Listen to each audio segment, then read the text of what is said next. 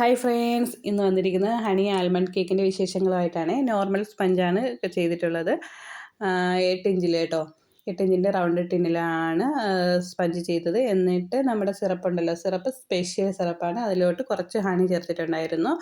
എന്നിട്ട് ഹണിയും കൂടെ മിക്സ് ചെയ്തിട്ട് ആ സിറപ്പാണ് കൊടുത്തത്. അപ്പോൾ നല്ലൊരു ഫ്ലേവർ കിട്ടും. എന്നിട്ട് സ്പഞ്ച് വെറ്റ് ചെയ്തതിന് ശേഷവും കുറച്ച് ഹണി നമ്മൾ മുകളിൽ സ്പ്രെഡ് ചെയ്തിട്ടുണ്ട് കേട്ടോ. അപ്പോൾ ആ ഒരു ഫ്ലേവർ നന്നായിട്ട് ആ കേക്കിൽ കിട്ടും.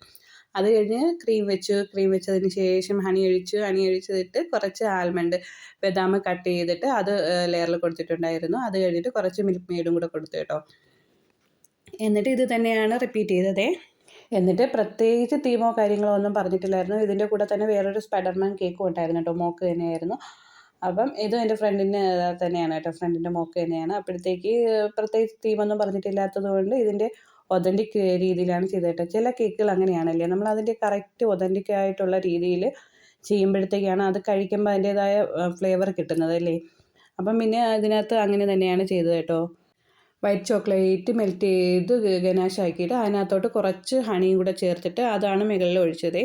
എന്നിട്ട് സ്പാച്ചില വെച്ച് നന്ന് റൊട്ടേറ്റ് ചെയ്തതിന് ശേഷം മുകളിൽ ബദാമും കൂടെ കട്ട് ചെയ്ത് വെച്ച് ഡെക്കറേഷൻ ചെയ്ത് കേട്ടോ. വീഡിയോ ഇത്രയേ ഉള്ളൂ. ഇഷ്ടപ്പെട്ടാൽ എല്ലാവരും സപ്പോർട്ട് ചെയ്യണേ. Thank you for watching.